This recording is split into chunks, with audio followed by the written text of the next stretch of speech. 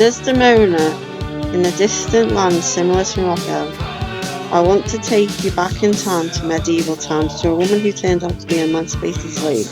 This woman was 27 years old, and all her life she'd been a town slave. He used to call her a whore, beat her up and rape her, and laughed at her misery and said she wanted it. They made her live in a cave with a magnifying glass over it. The townsfolk would peer over the glass and watch her crying alone.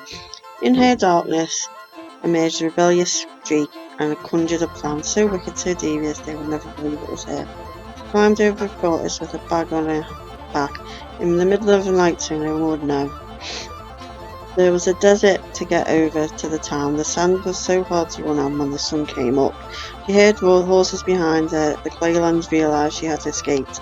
They had nets to capture her with. From the ground, from the sand, rose a giant dragon with teeth. His teeth were ferocious. She jumped on top of him and started riding him, and pulled his neck with his teeth sharpened, and he ate the Clayland soldier. The other soldier ran off horrified, and when he got back to the town, he told the sound both. And when he got the other back to the town, he spoke to the town was eaten by a dragon. The other soldier was eaten by the dragon, but he never mentioned her. It was like he couldn't admit it was her. This was her first victory, and not be her last. She rode the dragon to the following town, and the gates opened, and she was welcomed with cheers, and tears fell down her face. The loneliness, the humiliation was over. But it wasn't over. It was the start of something more beautiful, the beginning of a tyrant. As she lived amongst the townsfolk, people from the Claylands would sneak in.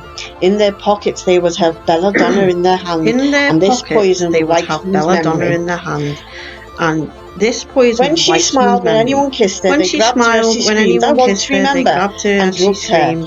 Minutes later, she would walk away oblivious, not knowing what she didn't remember. People would attempt to stop them. If you don't let us, we will set fire to her. So they were crippled and could do nothing but watch the injustice, which they resented, but the resentment festered and transformed into a diamond of pain, which she would later use. So she lived there not unhappy, not happy, just a general malaise between the two. After years of privacy and respect, she started to want things like being touched, being loved, having things women have, like friendship and a job. All these things were robbed for her, but she had a wicked plan. There were towns and villages amongst the sand dunes, and they were already hated, the Claylands, for their stupidity and laziness, and the way they treated Desdemona already put more fuel on a fire that was already burning. One day she had a dream that she was walking through a field with a lovely little girl with blonde hair. She picked up a forget-me-not and cried, "The girls heard him laugh and so did her eyes. Her grin was so wicked, but I will not forget you when they come for me."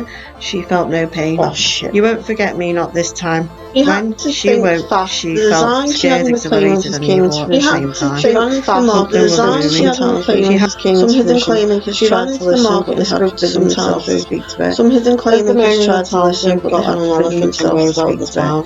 The Claymakers watched as they rode and they heard something out of the town that they choose to ignore, and watched as they rode and they heard something anonymous. A couple of weeks later, it was a normal Wednesday morning in the Claylands.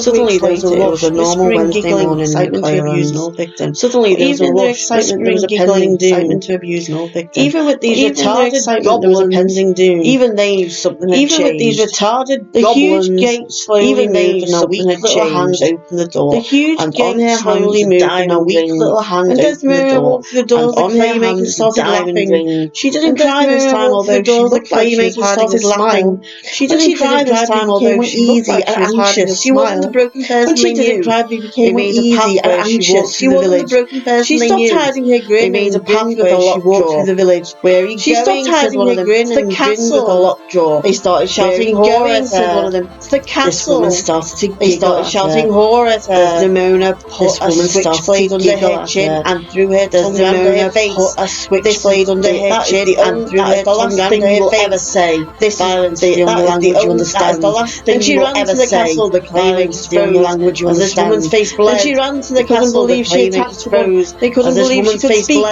All of them believed she had chaos. The Claymakers couldn't figure out what's happening. Your queen will rule you now. Screaming everywhere. Your queen will rule you now. Screaming everywhere. There was a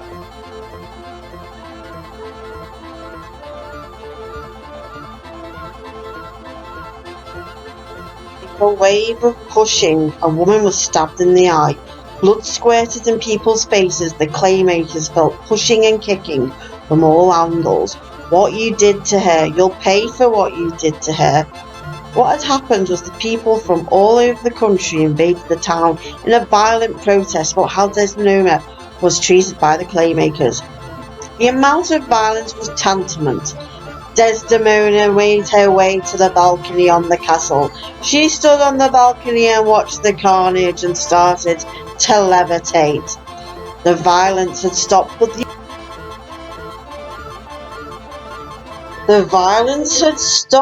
the intruders didn't leave. They occupied the land, intimidated the claymakers every day.